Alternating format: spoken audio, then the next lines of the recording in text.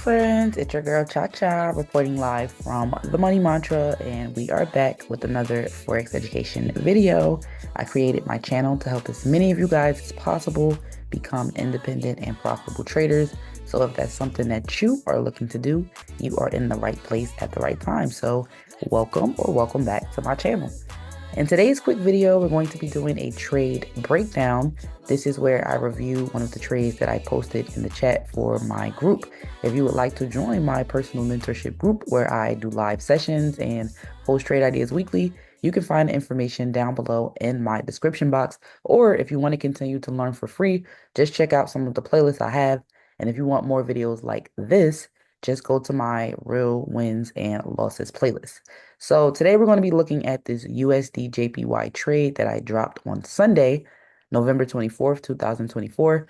My classes are typically Sundays, 6 p.m. EST to around 7:30. We do a little bit of mindset and then we do some charting. Now I'm getting into live trading again, which I'll be doing more of in 2025. So if you want stuff like that, just make sure you subscribe. But this was a potential trade idea, and it was for a swing trade because I do swing trading and I also do scalping. So when I post trade ideas in the chat, I'll always let you guys know which one is which. And again, this was for USDJPY. It was analyzed on a 4-hour time frame, and it was recommended for a sell at market execution or potential sell limits, which are pending orders. Stop loss use a previous high. And then I did give a couple of zones that they could target for a profit. As always, I recommend that they do their own analysis, use proper risk management, and make sure to check the news. So we're going to head over to TradingView and we're going to see what I was looking at when I dropped this trade and how it actually played out. So this was the 4-hour time frame that we were looking at on Sunday. And when we came into the market, this was the first thing that I saw. I saw that the market had a huge rejection and it was pushing down. So I said I was going to zoom out and see what was happening in this market. So TradingView has a bunch of free tools that you can use. I just came over here. I got a horizontal line and then I put one here because I can see that that was the highest high. Now, when you are trading, one of the first things that you should do, other than check the news, is you want to put lines at all these areas where you can see obvious activity. So, the first thing that I noticed was that the market had hit this high and then it started to come down. Now, whether you are a new or experienced trader, one thing you are going to want to look for are areas in the market where you see obvious activity and then the market does something significant. So we see that the market hit this high and then it sold. And then when it started to buy again, it never reached this high. So this was one confirmation of a selling trend because we can see that the highs were actually getting lower. So when the market opened on Sunday at 5 p.m. and it didn't reach the previous high, that was a strong confirmation for me that the market was going to continue to sell and push down. Now, one thing I've learned about JPY pairs in my experience of trading is although when they choose a side, they really go hard in that direction, it really will always do a proper retest first. Now, retest just means that it's going to go back up to a level that it's been to before it continues on its strong trend, either upwards or downwards. Now, another thing you're going to want to do is you just want to put horizontal lines at all of these significant areas where you see activity. So that's what I did here. I can see that the market has significant activity. Once it reached this point several times, it didn't continue to sell. It actually went up.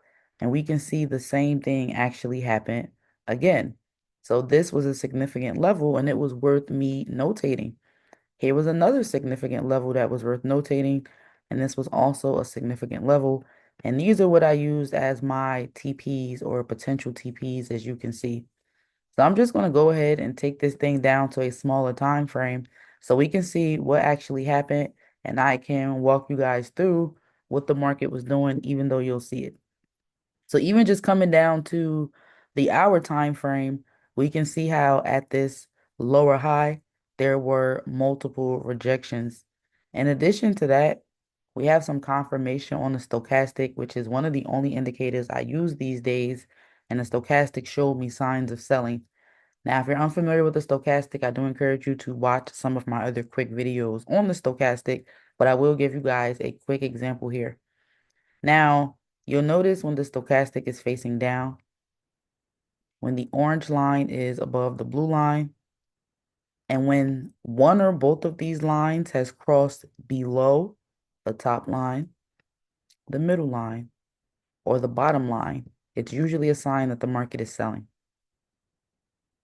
Versus when the stochastic is facing up, you find the blue line on top of the orange line, and one or both of these lines has crossed above the bottom, middle, or top line, the market is going up. And you can add this indicator to your chart and you can check it out. But if you can see that on my screen right now, just go ahead and drop a 7 in the chat. So I had my sell confirmations on the stochastic. I also had my rejections at the top on a significant level. So I decided to enter this trade for a sell, and I decided to set some potential TPs at previous lows where the market had been, and I'll just zoom out so that you guys can see that. Now, I did do pending orders as you saw in the chat because, like I said, what I've learned with JPY pairs is that they will retest previous levels. So we're going to hit play and we're going to see what happens. So this market did initially sell, and then it came back up to that 15437 level, which we can see was a previous area of support. Now, once this was rejected, the market continued to push down, and it's really important that you take time to at least mark up the significant levels on your chart, because once you do it once, you don't have to continuously do it. As we're going to see here, this market is actually respecting those levels that we marked up on Sunday, even though we are into Monday at around 3 a.m., which is when this trade hit TP. So it didn't take too long. It didn't take too long for this trade to actually hit profit.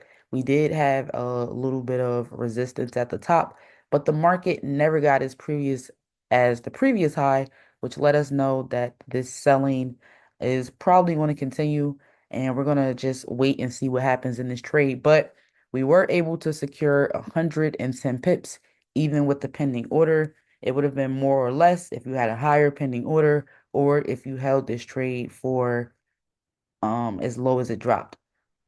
But if this video was helpful and you learned something today, just go ahead and make sure you subscribe to the channel. And if it was helpful, drop a 7 in the chat and let me know if you have any additional questions. I am still currently accepting students into my personal mentorship program where I do live sessions and drop trade ideas every week. But I will be closing the seats on December 31st, 2024. So if you're interested, make sure that you register, and that information is down below in my description box. But that's really all I have for you guys today. Until next time, rich friends.